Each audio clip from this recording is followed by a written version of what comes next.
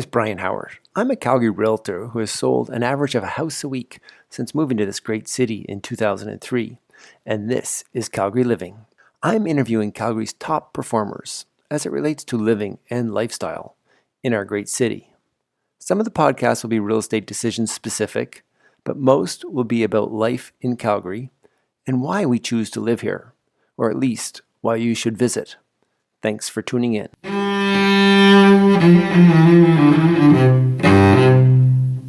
Well, on today's podcast, we had Pablo Galvez on the line with me. This was my first in-person interview with Pablo, and Pablo was kind enough to show me how to work this H4n Pro Zoom. We had a lot of fun before and after, and I think that you're going to really enjoy the show. I hope you enjoy it as much as I enjoyed being with Pablo. Thanks for tuning in. Well, here we are today with my good friend, longtime friend, Pablo Galvez. Correct. I wasn't sure if I knew how to say your last name, Pablo. Pablo and I have known each other for quite a long time. I guess it's probably going on 10-ish years, I would think. I'd say 10. Yeah. And we've met through actually real estate training, a lot of time together and travel, and have shared some vacations together with our families. And I wanted to have Pablo on the show for many reasons, but including, actually getting an opportunity to have a chance to know him better, as well as learn a little bit more about what Pablo's up to. Every time I've met with Pablo, he's talked excitedly and often giddily about the vehicle he is most in love with. That would be the Tesla. And I have an interest in the Tesla and electric cars, or just I have a slight interest in vehicles, period, and I mean slight. Don't lie. You have no interest in vehicles. We both know that. Very much different from Pablo. So Brian comes to me, I upgraded my vehicle, check it out. And he pulls up in a little Mini Cooper, yes. Cooper. And I've upgraded from them since, but actually I think it's a downgrade. I'm not loving it at all. I should just ask you, Pablo, what car should I buy, and then just go do it, as opposed to actually trying to think about what I want and getting something like I just got, actually. Yeah. So Pablo, thanks so much for being on the show. Hey, my pleasure. This is fun. This is fun. I love it. Episode 6. I think, it could be episode... Maybe 7. It could be my interview 7 or 8 as well, but okay, I think we've published 6 so far. Pablo, let's begin. Yeah. What most strikes you about living in Calgary? Oh, well, a little background. I was born in Spain, and I moved here when I was 1.5. As my father is Spanish, from Spain, the motherland, and his whole side of the family's from Spain.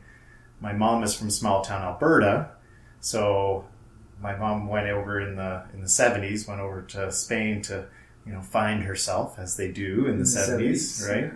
And found my dad instead, and they met playing guitar lessons. They're doing guitar lessons, classical guitar, and ended up getting married. Had me there. Decided that there would be a better life in Canada, and so they took advantage of the citizenship rules and brought me over. I was a Spanish citizen until I was about 17 years old. Really? Yeah, because if you're 18 years old and you're still a Spanish citizen, you get drafted for the army in Spain. Still. Wow. And I decided I didn't want to do that. And apparently it's not like they force you to come over and serve, but if you do want to go travel to Spain, you're a draft dodger or whatever, you're eluding the army there. So I decided let's become Canadian. And do you have dual citizenship, or was that an option at the time? It wasn't an option. No, it was an option for my sister because she was born here and had a Spanish father. Oh. Because I was born in Spain. You had to denounce your citizenship. I had to denounce my heritage. Sounds kind of Catholic to me. Is it got anything? Who knows? When I got married I was Catholic, born Catholic. Yeah. And I married Shirley, and she was United. And I invited the priest to come to our wedding, which was at the Art Gallery in November. We wanted to get married on the beach, but it was November.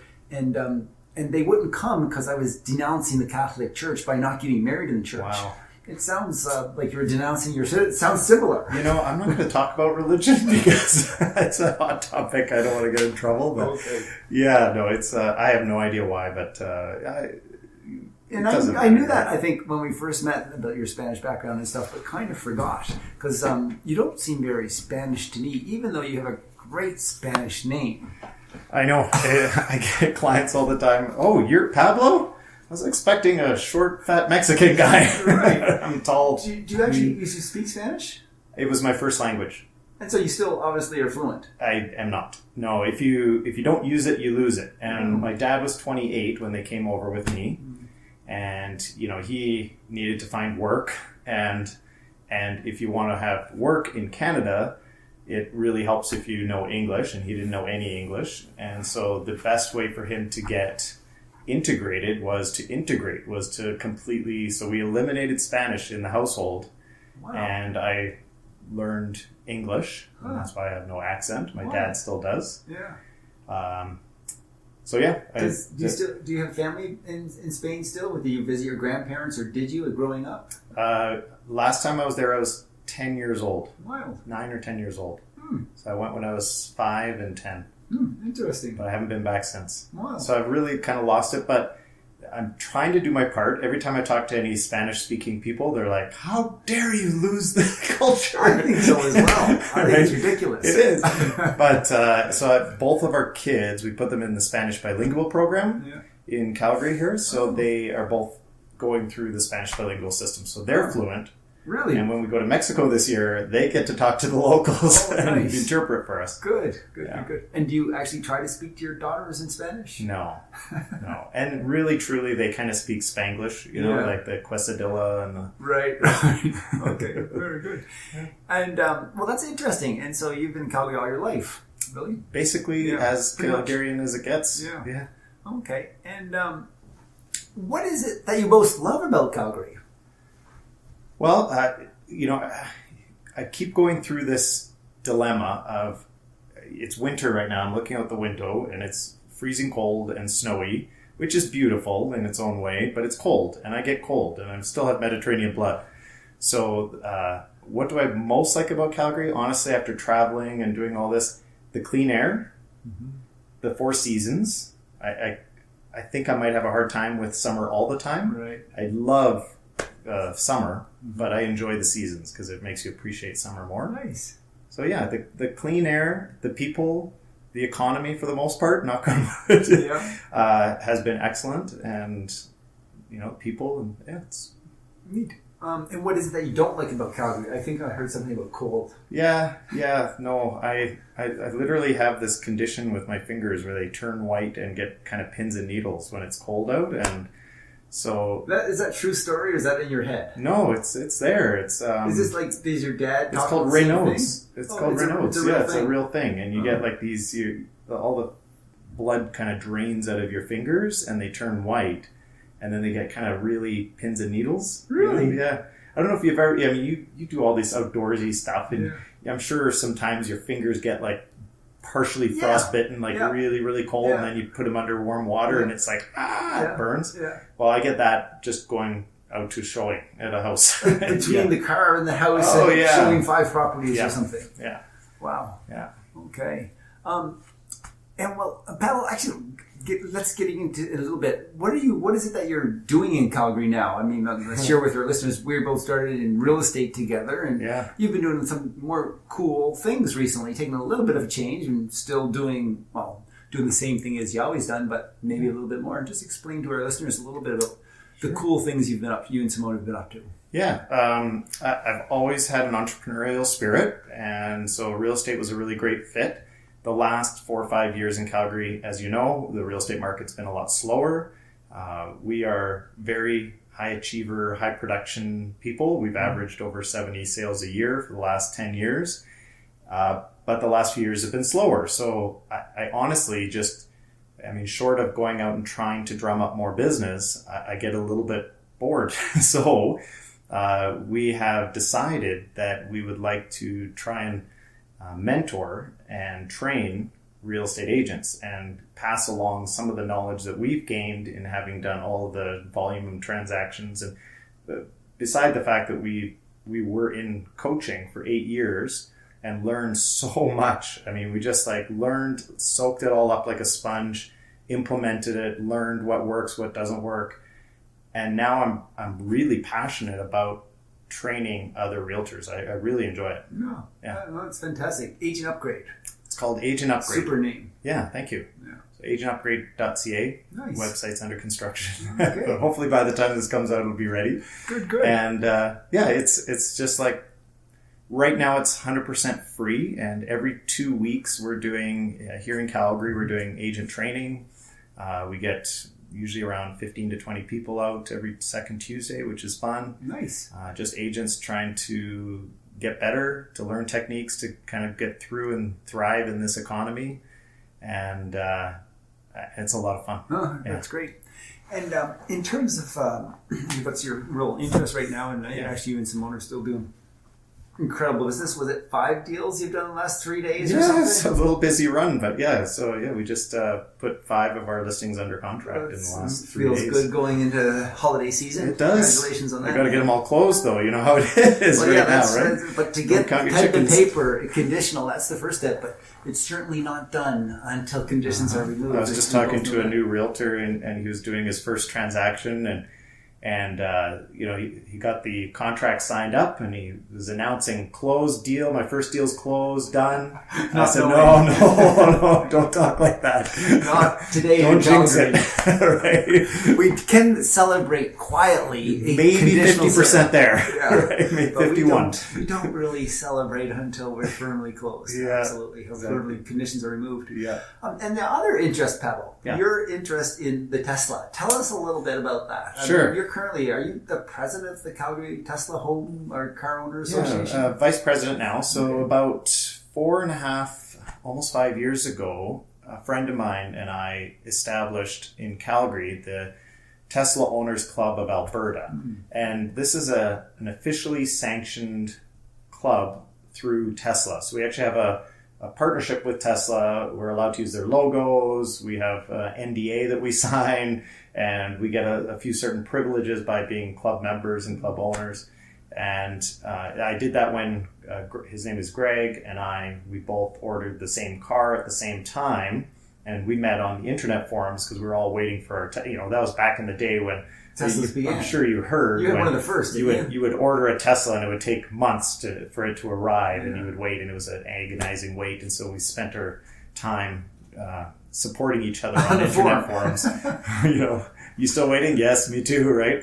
And so one day they all arrived, and we decided that we would establish this club. To this day, there's about 10 of us that are still like best friends, that we all got our car at the same time, and we spend a lot of time every day talking to each other. So it's a really great community. Yeah. Which as the older I get, the more important community is to me. Yeah. So the group that I've met through the Tesla Owners Club has been fantastic. So I was vice president when Greg started. Greg ended up having some health issues. I became president, kind of ipso facto or de facto, and then I just gave it up this last year, so I'm vice president now. A friend of mine, Angie Dean, is the president now.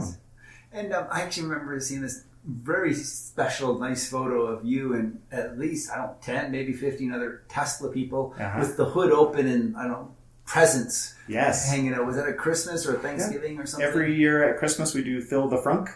Fill the Frunk. Frunk is the front trunk. Okay. So because there's no engine in the front, you can open it up and there's a front trunk called a frunk. And so every year at Christmas we partner up with, shameless plug, but 722 World Beer House in the Aspen area, Cougar Ridge. I know it. And the owner there kind of organized, he's also a Tesla owner, and he organizes kind of gathering all these toys. And then we as a club also gather toys, and we go up and meet there, usually have a nice lunch or something at 722, and we fill the frunk with all the toys from there, and we drive them down to the Mustard Seed, and we get some photo op and deliver a bunch of toys for the kids. That's wonderful. Yeah.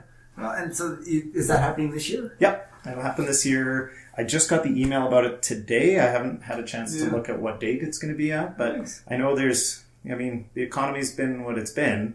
So they're a little concerned that they're not going to have enough toys this year. So we were just talking about, as a club, how can we use our social media and promote gathering some more toys for the kids and, helping those less fortunate this Christmas. I owe you a toy, okay? Okay, So you can count on a toy from me. Yeah. Give me the criteria. All right, I'll get shopping. Sounds great, thanks. Or hopefully I'll convince Shirley to pick up a toy. Right. Well, that's great. Tesla. So you're your second Tesla, I think. This is our second Tesla. We had the Model S first, which was is that the first model? The sedan. They kind of technically had a little roadster, a little two-seater before that. It was kind of their concept or proof of concept car. And then the sedan was their first mass market car. And so when that came in all-wheel drive, that ticked off the right box for me. And so I got that in 2014, December 2014. And then I got the Model X 2.5, almost 3 years ago. Oh, so you're your third.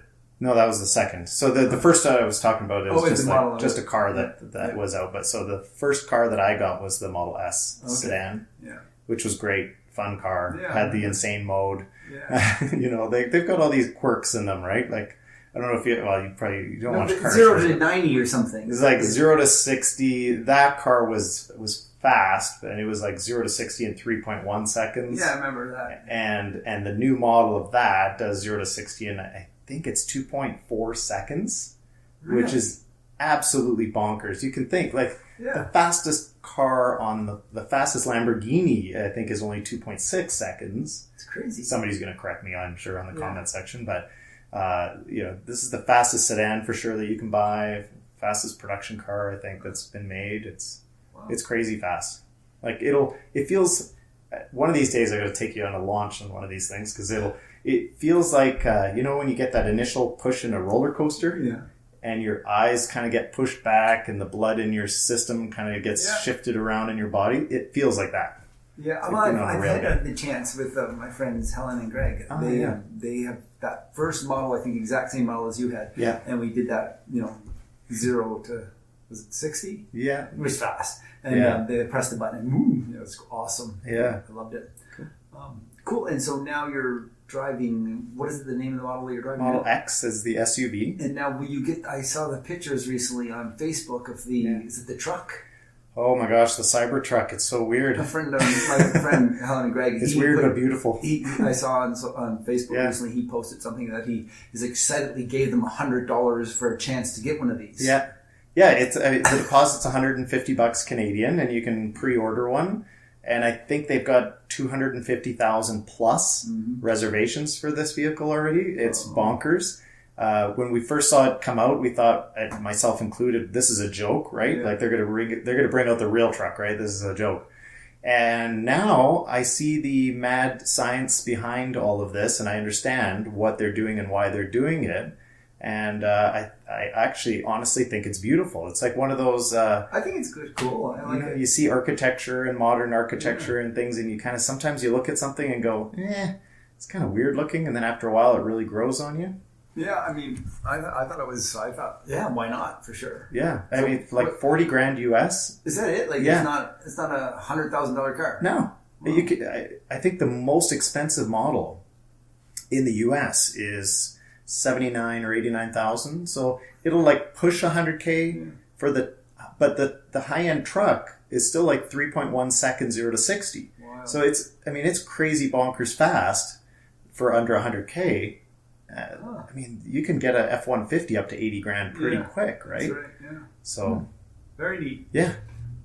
Cool. Okay, and tell me about your interest in real estate. Like, how did you happen to? Let's go there. Well, we kind of somewhat got forced into real estate in 2008 and 9. We were running a real estate investment company that raised capital for developers and real estate projects. And of course, you remember in 2008 and 9, there was a global economic crisis, stock market collapsed, everything was going on. So we had to put our company into voluntary receivership. It was a really challenging time for us. And we had no money. Like, we left there with literally $10,000 on a credit card, and a mountain of personal debt. It was really, really a low time. Lost our company, had to lay off everybody. It was tough. So we knew as that was happening, we found that the realtors who were liquidating all the assets, the realtors were still making money, and it was a whole, like a really bad market. And I said, that's where we need to be. It's a little bit more recession proof, and whether the houses are going up or down, the realtors were still doing okay. So we knew some realtors at Remax, and we just decided, let's talk to them and let's get licensed. And so we had only enough money on the credit card to get Simone licensed at the time. That's how bad it was. Wow. I had to get a JOB for 6 months. Oh, wow. And I went and worked with some friends and got them set up on a company. And then after that, I was able to get licensed. So it took me another 6 months before I could get licensed. Wow. Yeah. Well, that's interesting. Yeah. And so then you ended up selling real estate fairly quickly at a fairly high volume. I think you guys were pretty serious about like what to do right, and you got some good guidance right from the beginning. And some great training. As I always say in my training, I say when the motivation is high, the work is very easy. Right. And the motivation was we were completely out of money with tons of debt. Right. And you're in a hole, and if you don't get out of that hole, the dirt's going to come in and you're going to get buried alive. Yeah. So it was, as we say, a no choice special. We had to push to get out of it. Right. And we had some sales skills going into it, but when we approached our great friends, Donna Rooney and Gary Cronin, and we were starstruck. I mean, these guys were killing it. They were just, doing so much. They were so great. And we went to them at the first Christmas dinner and said, like, Donna, sorry to bother you, but, would you give us like the top 3 things that we should do as new realtors to get going? And she said, number 1, Mike Ferry. Number 2, Mike Ferry. Number 3, Mike Ferry. And you signed up. And we said, who's Mike Ferry? She said, Google it. Okay. She's very direct. Yeah. And so, of course, we Googled it. We looked it up. And he's a real estate coach and trainer. And we just, it's so funny. Today, real estate agents have access to so much information. There's people on YouTube. There's people... there's coaches and trainers everywhere. There's information flying at you from all angles. There's do this, do that. Don't do this. You're not on Facebook. Oh, you're gonna die as a realtor. You're not on this. Oh, you're not doing lead generation over here. Oh, your business is gonna fail. There's so much. We just blindly, and I think this was a great thing in hindsight. We blindly followed one system. And one system only.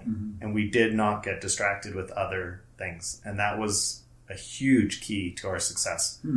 Because without focus, you're all over the map. And I think a lot of realtors relate to this. Right. Is just that feeling of being lost every day. I'm trying this. I tried this. Tried it for 2 months. It didn't work.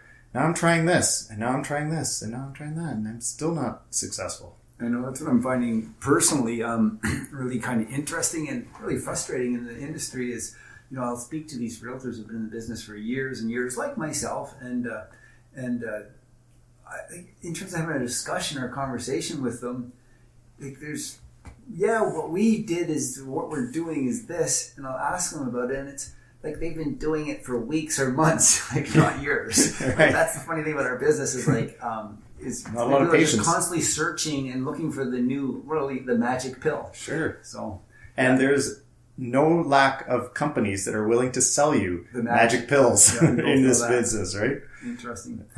Let's talk a little bit about the boom bust economy of Calgary, and as it maybe how it how it affects maybe even yourself and your family, but more some of the clients and people that you've worked with, and colleagues as well.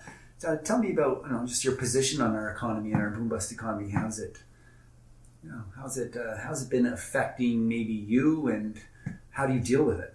Yeah, the first thing I'll say about all of that is I work daily on improving my mindset so that it doesn't affect me, because there's depression in my family. This economy will mess with you, right? And it's a tough economy. I'm not going to sugarcoat it. It's a tough economy. And we're doing all right because we focus on positivity. We push through it. And I don't watch the news. I don't see what's going on. I don't follow politics. I stay positive on everything all the time. And it's the only thing that gets me through because I feel blessed. I feel like I've got a great life. I wake up every day happy. I wake up every day excited about the day. I wake up early and that's what keeps me going. So it's kind of almost like a chicken and egg thing where do you wait for other things to make you happy or do you become happy so that all the things come to you? And, exactly. and for me, it's I have to force myself to be happy, if you will. Yeah, absolutely. You're working on your mindset and your optimism all the time. We've all been being in this business. We've had clients that maybe have purchased, maybe overextended themselves in like boom economies or higher economies. For example, we look back at our last highs were 2013 and 14. And then, we get a call or we're in touch with our client base and, hey, they want to sell. Yeah. and maybe they're aware that maybe they're not selling for what they paid for it if they bought in 2013 or 14. I mean, they're probably not selling for what they paid for it in 2013 or 14. Or maybe they're not aware at all. For sure, that's been one of the toughest aspects of this business in the last 5 years is I really care about our clients. I'm sure you do too. But I have a heart and dealing with our clients, I've dealt with so many in the last 4 or 5 years. And it is like you feel like you're a counselor. You feel like you're helping people through a tough situation.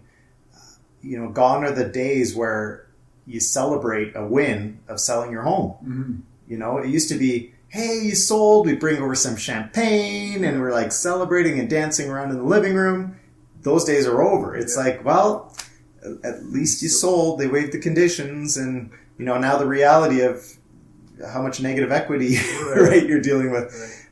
Like clients who are taking out loans in order to try and sell their home. Right? That's tough. That's tough on us as a realtor. It's hard to celebrate wins. Right. Yeah. So at the same time, we can't take responsibility either because it's not us who controls or. And it's not, not certainly when a client has made $100,000 on a property. Sometimes we like to celebrate ourselves as the win for that.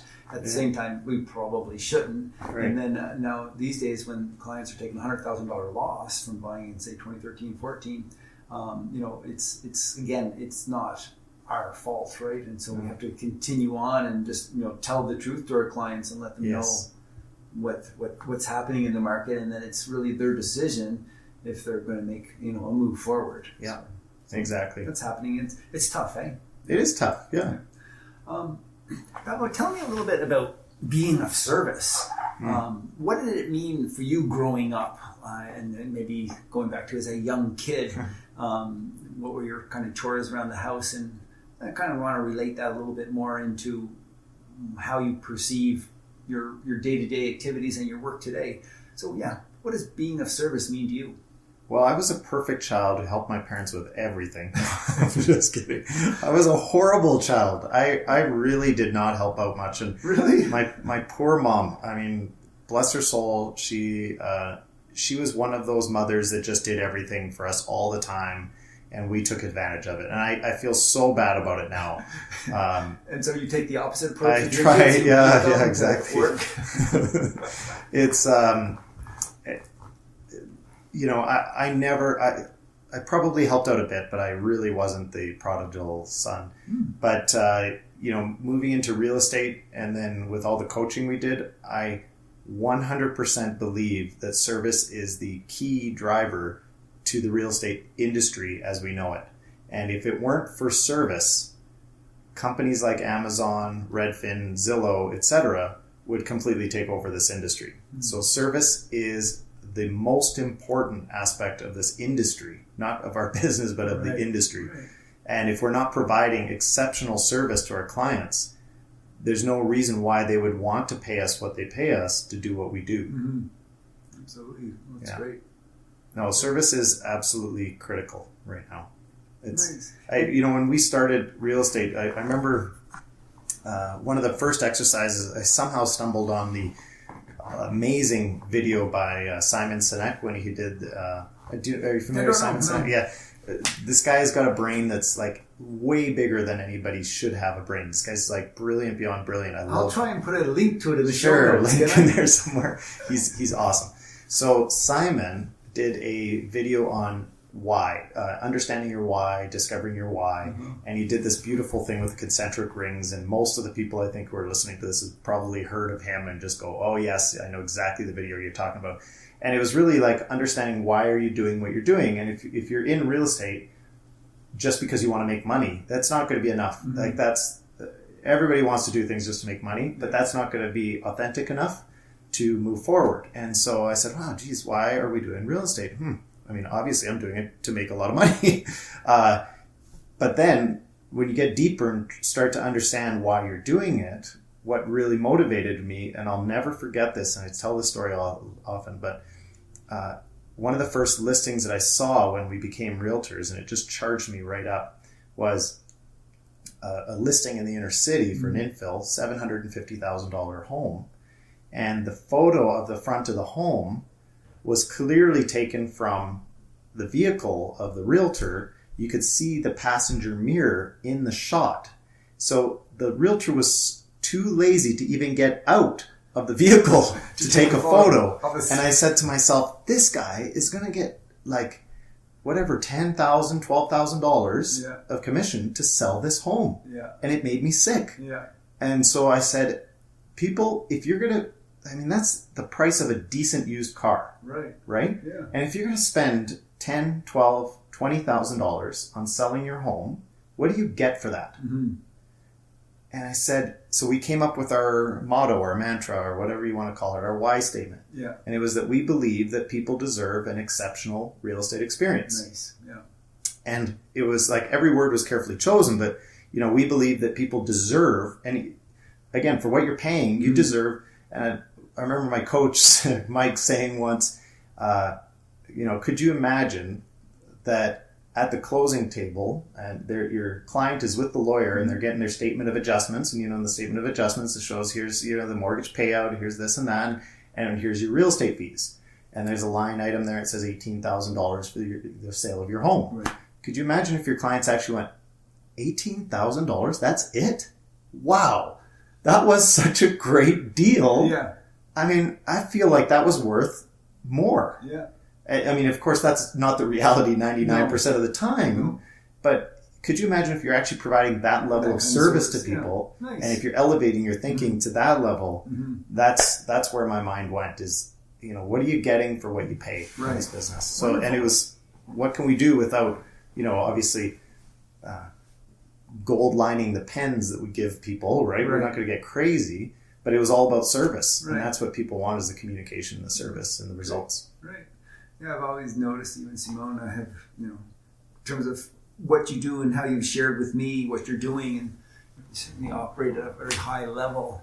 And so currently, I guess maybe being of service, and you're in Simone's initiative right now with Agent Upgrade. How's that? Like, really, that's being of service, and how is that related to marketing, maybe in your own business, and I guess maybe your future business? I don't know.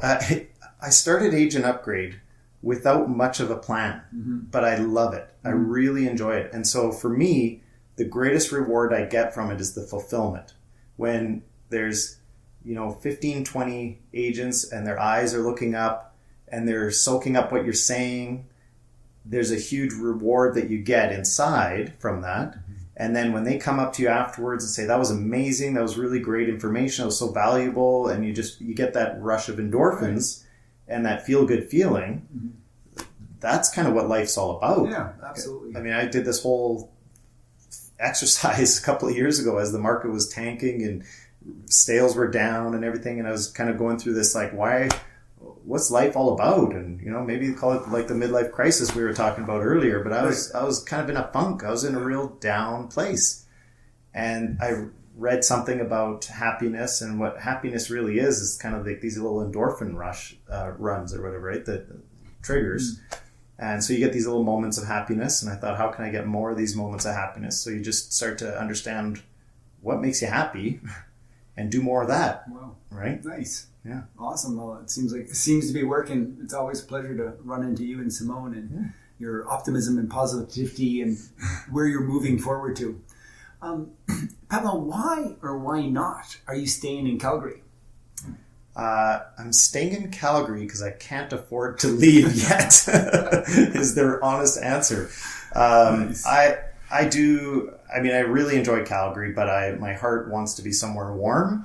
And so Simone and we've got a couple of years left with our kids are now 16 and 15. So we can see the finish line, so to speak. Nice. And I could see probably in the next 3 to 4 years, we might be somewhere a little bit warmer. Wow, interesting. And we dream of somewhere in California or somewhere completely tropical or who knows what. So our goal over the next few years is to travel to as many destinations as we can, talk to people about what life is like in those places, and see if we can figure out where we want to migrate to someday. I know that your family and my family, I think we just found out recently, happened to both be going to Sayulita in Mexico in sort of early January. Yeah. I think you're going to be pretty wide-eyed there from what I know of you guys and my experience there in the past. That's going to be fun to see you there. Well, there's a real estate agent who was our first assistant, Martina. Right. And she's down there now living with her husband and her kids.